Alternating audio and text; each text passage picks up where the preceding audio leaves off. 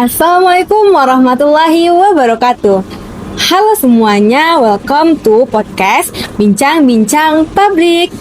Nah, podcast kali ini merupakan tugas mata kuliah Administrasi Kepegawaian yang diampu langsung oleh Ibu Dr. Lince Margiasi, SIP MSI. Pada podcast kali ini, saya sebagai host, yaitu Suci Nur Amamina dengan NIM 2304221 akan membantu diskusi pada kali ini. Untuk judul dari podcast kita kali ini yaitu tentang Undang-Undang BUMN, Komisaris Politik dan Administrasi Kepegawaian. Langsung saja, topik pembahasan yang akan kita bahas yaitu soal Komisaris BUMN, di mana ada dari 165 kursi yang diisi oleh para politisi dan hampir sepertiga dari jumlah kursi, yaitu berjumlah 562 kursi. Banyak yang mempertanyakan bahwa apakah jabatan ini benar-benar berbasis kompetensi atau bahkan hanya sekedar sebagai imbalan politik. Kali ini kita akan membahas lebih lanjut dengan 4 narasumber kita, yaitu rekan saya dari jurusan Ilmu Administrasi Negara, Fakultas Ilmu Sosial, Universitas Negeri Padang. Untuk pembahasan selanjutnya, yuk kita ikuti video berikut ini. Halo rekan semuanya. Halo. Oke, sebelum kita lanjut ke pembahasan lebih lanjut kita, sebelumnya kita ingin meminta rekan-rekan semuanya untuk memperkenalkan diri terlebih dahulu. Baik, halo semuanya. Perkenalkan, saya Cindy Aulia dengan NIM 2304218. Di sini saya selaku narasumber pertama. Halo semuanya, perkenalkan sebelumnya, nama saya Sulfia Soleha dengan NIM 2304217. Sebelumnya di sini saya sebagai narasumber kedua. Halo semuanya, perkenalkan nama saya Sinta Afrahman Yasmin dengan NIM 2304216. Baiklah, saya di sini sebagai narasumber ketiga. Halo semuanya, saya Chelsea Tunis dengan NIM 2304248. Ini saya sebagai narasumber yang keempat. Oke, setelah sesi perkenalan ini, gimana kita lanjut aja ke pembahasan kita? Oke, boleh. Oke, sama-sama kita ketahui bahwa pada podcast kali ini kita akan membahas tentang Undang-Undang BUMN baru, Komisaris Politik dan Administrasi Kepegawaian ya. Nah, lanjut kita akan langsung saja ke sesi diskusi podcast kita kali ini, yaitu tentang pertama, saya ingin menanyakan pendapat dari narasumber pertama tentang apa sih dampak dari banyaknya komisaris politik yang menduduki kursi dari BUMN. Baik, menurut saya ini menyalahi prinsip merit system, di mana jabatan komisaris seharusnya diisi oleh orang-orang yang punya kompetensi dalam hal bidang bisnis dan manajemen. Kalau terlalu banyak politisi, akan ada risiko konflik kepentingan nih. Dari sisi administrasi kepegawaian, pegawai yang berprestasi yang bisa kehilangan motivasi karena merasa jalur karir mereka tertutup. Oh, iya. Tapi kita tidak cukup hanya mendengar satu pandangan dari sisi ini saja. Kita akan meminta rekan kita juga, Sylvia, sebagai narasumber kedua tentang bagaimana pendapatnya terkait dengan isu yang saya tanyakan tadi. Nah, kebetulan beberapa teman saya juga pernah magang di BUMN. Dari pengalaman mereka, banyak dari komisaris yang tidak paham tentang operasional sehingga banyak kebijakan yang tidak tepat sasaran. Nah, sebagai contohnya, komisaris ini lebih fokus pada kepentingan politik dibanding dengan strategi bisnis itu sendiri.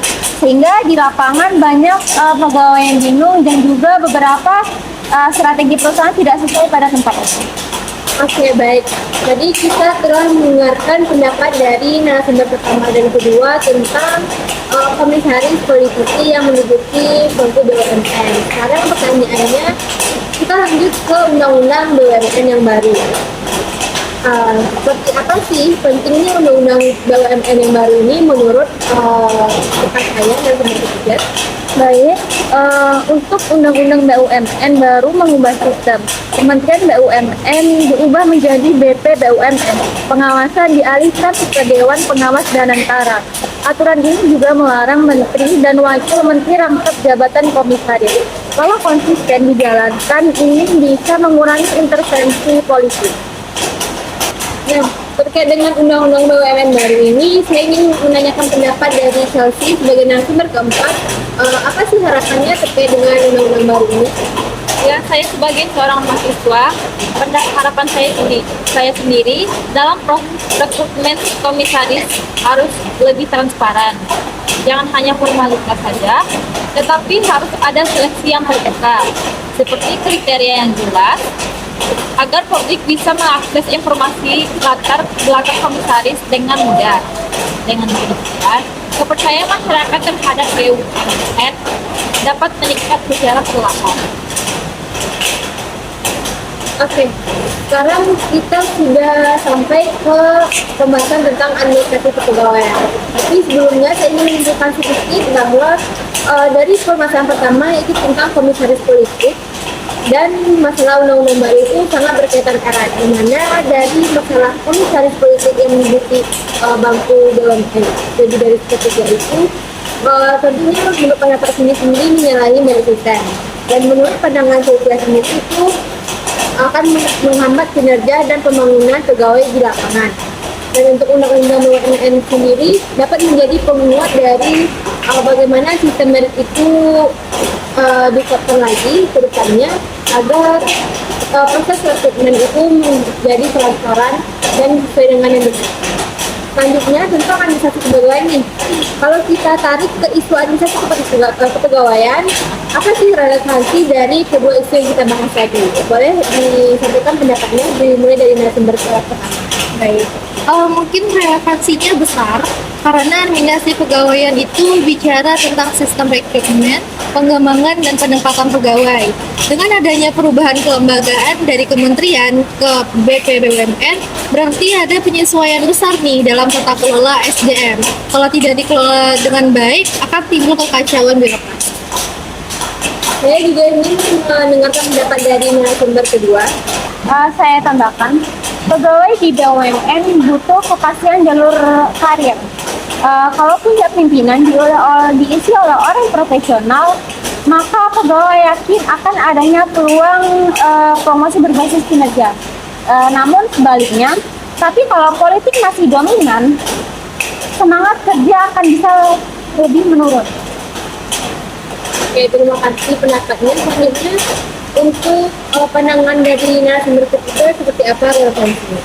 Baik, menurut pandangan saya, sebagai mahasiswa, saya melihat peluang untuk menegakkan sistem merit. Nah, administrasi kepegawaian harus menyiapkan instrumen penilaian kinerja yang objektif. Jadi, promosi bukan soal siapa yang dekat dengan penguasa, tetapi siapa yang benar-benar memiliki kualitas dan memiliki kompeten yang baik.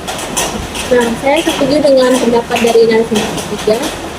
Selanjutnya pendapat dari Sosi sebagai narasumber keempat. Sebelumnya di sini saya sudah menekankan betapa pentingnya transparansi data, misalnya daftar komisaris, latar belakang, serta laporan kinerja yang harus dipublikasikan. Itu juga merupakan bagian yang terpenting dari administrasi kepegawaian itu sendiri. Dimana kalaupun datanya terbuka, publik harus ikut dalam pengawasannya. Nah, kita udah dengerin pandangan dari masing-masing narasumber kita. Selanjutnya saya ingin bertanya tentang apa sih tantangan yang akan terjadi ke depannya. Silahkan narasumber pertama. Tantangan terbesar ya, mungkin tantangan terbesarnya yaitu adanya resistensi politik, di mana banyak yang tidak mau kehilangan kursi strategisnya. Kalau dari Sofia sendiri, Tantangan lainnya itu bisa dilihat dari budaya kerja. Masih ada orang yang banyak berpikir bahwa jabatan itu merupakan hadiah, bukan dari hasil prestasi mereka sendiri. dari Cinta sendiri, Kalau dari pandangan saya itu dari sisi kelembagaan. Tantangannya memastikan BP BUMN punya kapasitas birokrasi yang kuat untuk kedepannya. dari pandangan Chelsea, Dan jangan pernah dilupakan partisipasi publiknya. Kalaupun masyarakatnya ikut dalam pengawasan, maka reformasi BUMN lebih punya peluang yang sangat besar. oke, berarti dapat disimpulkan bahwa ada beberapa tantangan yang rekan saya kemukakan, yaitu adanya resistensi politik, budaya kerja, serta sisi kelembagaan dan juga partisipasi publik. Nah, oke, kita telah menjalani sesi diskusi yang sama-sama kita ketahui ini sangat penting untuk kita bahas. Sekarang kita sampai di penghujung diskusi di mana kita saya simpulkan bahwa isu komisaris politik bukan hanya soal jabatan, tapi menyangkut administrasi kepegawaian dan profesionalisme birokrasi. Nah, semoga undang-undang baru benar-benar bisa membawa perubahan yang positif ya rekan-rekan semuanya. Sebelumnya saya Suki sebagai host berterima kasih kepada narasumber kita pada hari ini yang telah meluangkan waktu dan juga pemikirannya dan pendapatnya terkait dengan isu yang kita bahas. Terima kasih, kita cukupkan diskusi kita kali ini. Sampai jumpa di lain waktu. Wassalamualaikum warahmatullahi wabarakatuh. Bye-bye.